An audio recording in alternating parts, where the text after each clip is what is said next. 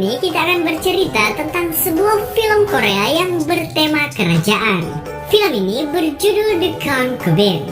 Film ini menceritakan tentang kisah cinta segitiga yang cukup rumit antara Kwon Yo, seorang rakyat biasa yang bersaing dengan sultan kaya raya, yaitu pangeran dari sebuah kerajaan yang bernama Sunwo, di mana mereka memperebutkan seorang wanita cantik bernama Hwayeon yang berasal dari keluarga bangsawan dengan latar belakang pada dinasti Joseon.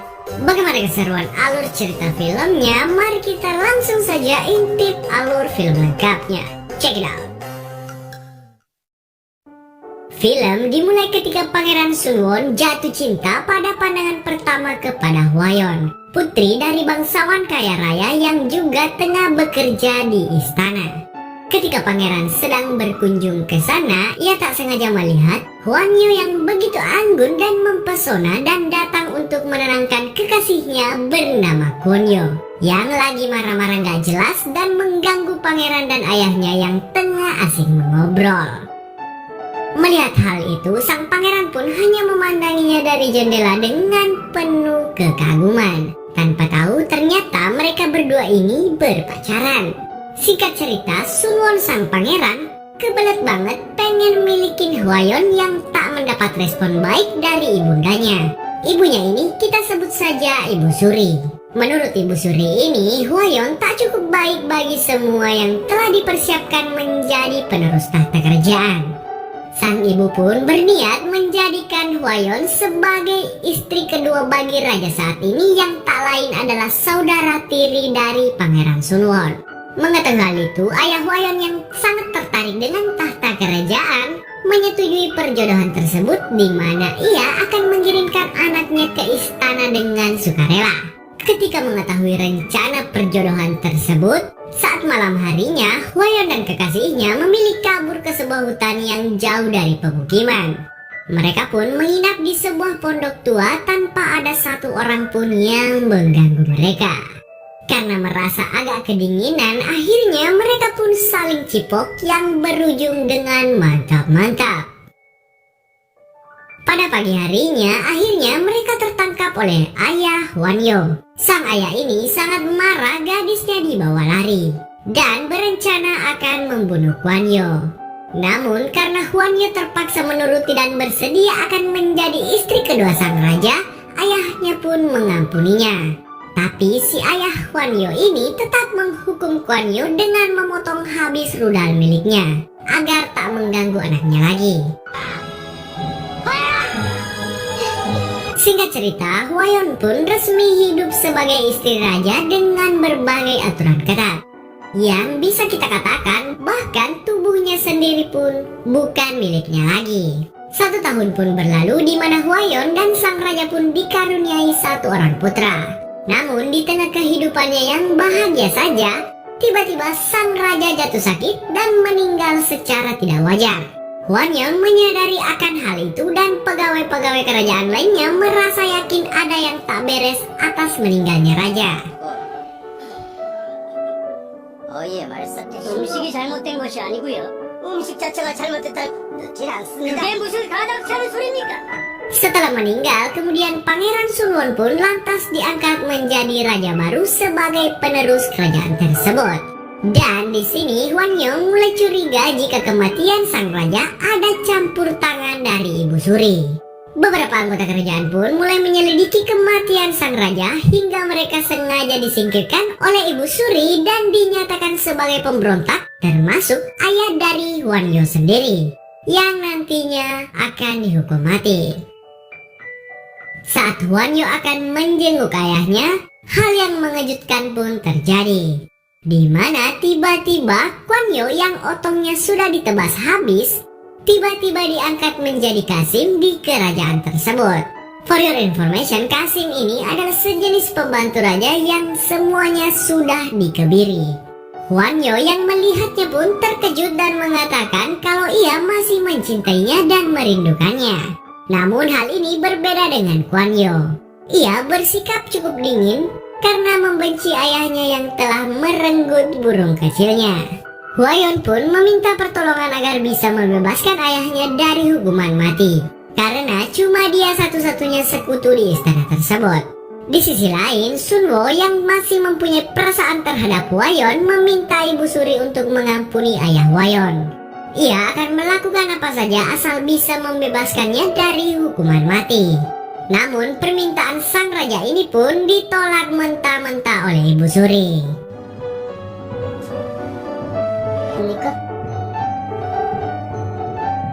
Singkat cerita, hari penghakiman pun tiba, di mana Kwon Yo yang sengaja datang jauh-jauh hanya untuk menyaksikan kematian ayah Hwayeon di depan matanya.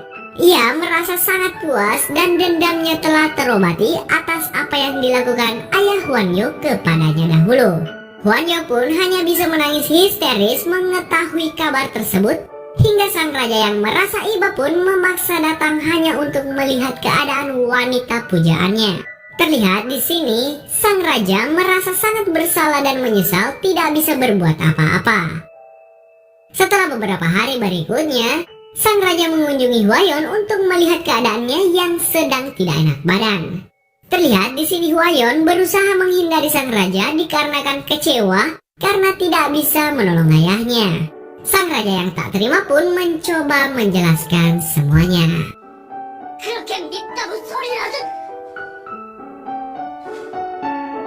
Scene lalu berpindah pada Ibu Suri yang sedang berdiskusi dengan bawahannya dan membicarakan tentang bagaimana gelar permaisuri bisa dicabut dari Hwayeon. Cara satu-satunya, mereka berencana akan membuat seolah-olah terjadi kecelakaan pada Hwayeon dan menyingkirkannya. Singkat cerita, hari-hari pun berlalu dan mulai terungkap kalau Kwon Yo si Kasim baru pernah menjalin asmara dengan Hwayeon. Dan semua itu diketahui oleh sang raja. Ia bertanya apa tujuannya untuk datang ke istana. Tapi Kwon Yo hanya menjelaskan dia datang ke istana untuk bekerja agar hidupnya lebih baik.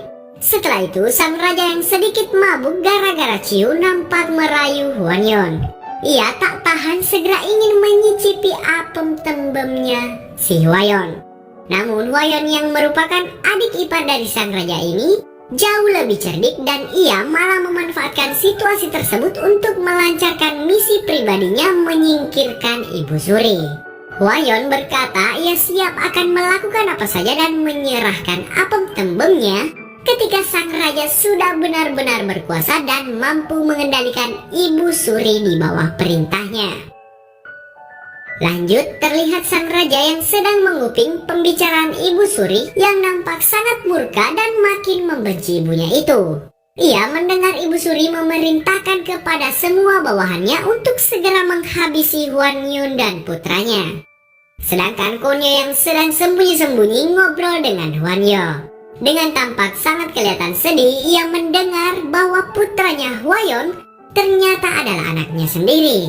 Yap, hasil mantap-mantap di hutan waktu itu, Lur. Ia merasa sangat menyesal dan mengajak Hwan Yo untuk kabur dari istana. Namun ternyata bukan itu yang diinginkan Hwan Yo. Ia akan tetap bertahan di istana dengan cara apapun dan akan menjadikan putranya sebagai penerus di kerajaan tersebut, bagaimanapun caranya. Scene lalu berpindah kepada Kwon Yo yang sedang berada di sebuah dapur. Ia meracik sebuah jamu obat yang secara diam-diam dicampur dengan racun mematikan yang nantinya akan diberikan kepada sang raja. Jamu ini dibuat untuk sang raja yang kelihatan kurang bergairah saat mantap-mantap. Ternyata Ibu Surila yang meminta jamu tersebut untuk memberikan jamu kuat agar sang raja mampu bertahan hingga ronde terakhir. Namun saat jamu itu disuguhkan, sang raja yang gak percaya akan khasiat dari obat tersebut kemudian menyuruh Kwon Yo untuk meminumnya terlebih dahulu. Kwon Yo yang mengetahui bahwa jamur tersebut beracun terpaksa mau gak mau harus meminumnya. Dan sesaat kemudian Kwon Yo pun tumbang akibat racun tersebut. Hingga sang raja menyadari bahwa ada seseorang yang berniat membunuhnya menggunakan racun yang ada di jamu tersebut. Sang raja pun meminta diam-diam untuk menyelamatkan Kwon Yo demi mendapatkan informasi secara detail siapa dalang dibalik rencana jahat pada jamu tersebut. Scene berpindah kepada Ibu Suri yang memerintahkan untuk menangkap dan mengurung Hwan Yo di sebuah ruang rahasia. yang nantinya ia akan dieksekusi mati secara diam-diam di sana. Di mana di saat yang bersamaan sang raja juga memerintahkan panglimanya untuk menangkap menteri dari bawahan Ibu Suri, dan disinilah perang akan terjadi.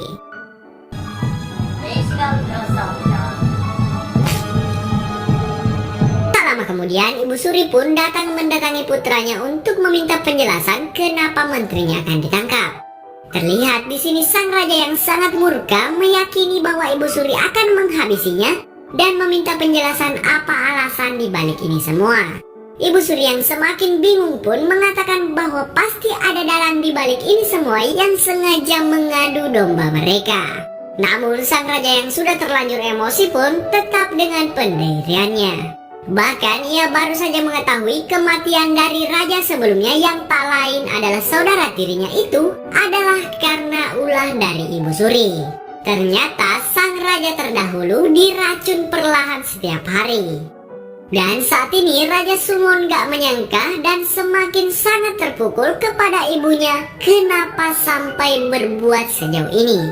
Di sisi lain, pasukan Ibu Suri yang sudah berada di tempat di mana Hwanyo ditahan, mereka bersiap akan mengeksekusinya. Namun tiba-tiba pasukan dari sang raja datang untuk menyelamatkan Hwanyo dan menghabisi semua pasukan Ibu Suri. Kemudian bawahan tangan kanan Ibu Suri pun dibawa ke hadapan sang raja untuk diserahkan bersama dengan Hwanyo yang sedang sekarat akibat racun itu. Dia juga didatangkan untuk memberitahukan yang sebenarnya siapa dalang dibalik racun jamu tersebut. Hwanyo yang nampak memandang Hwayon kelihatan sangat sedih. Akhirnya ia pun mengakui semuanya bahwa itu adalah perintah dari Ibu Suri. Mengetahui hal itu, sang raja pun lepas kendali hingga tak sadar mencoba akan menghabisi Ibu Suri. Kepala Kasim yang melihatnya pun mencoba mencegahnya dan menyadarkannya agar tidak melakukan hal itu. Selanjutnya, sang raja yang sudah sangat marah pun memerintahkan untuk menghabisi semua orang-orangnya Ibu Suri dan mengurung Ibu Suri di sebuah tempat rahasia untuk selama-lamanya. Setelah kejadian itu, Hwayon pun mengucapkan terima kasih kepada Hwanyo karena telah membantunya. Hwanyo yang kelihatan sekarat pun berpesan agar Hwanyo menjaga anak dari buah cinta mereka. Namun tanpa kita duga-duga bersama, Hwayon ternyata mengatakan hal yang sangat mengejutkan. Ternyata putranya tersebut bukanlah anak dari Hwanyo. Jadi Hwanyo ini mati sia-sia dan hanya diperalat oleh Hwanyo.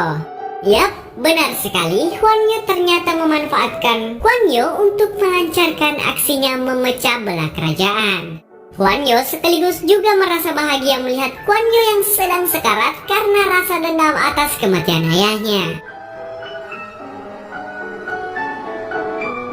Dan tibalah saat yang ditunggu-tunggu, di mana sang raja akan menagih janji Hwayon bahwa ia akan memiliki apem tembe milik Hwanyo saat raja benar-benar berkuasa. Sang raja pun mendatangi Hwanyo dan langsung melumat apem tembe milik Hwayon. Ketika sang raja merasakan kenikmatan yang luar biasa dan nampak lengah, tampak Hwayon pun menghabisinya dengan menusukkan sebuah tusuk konde di lehernya. Dan sang raja pun akhirnya meninggal dunia. Dan di sisi lain, Ibu Suri juga dieksekusi mati oleh anak buah Hwayon. Ternyata Hwayon berhasil mengadu domba dan merebut kerajaan dari dinasti raja sebelumnya. Dan film pun selesai.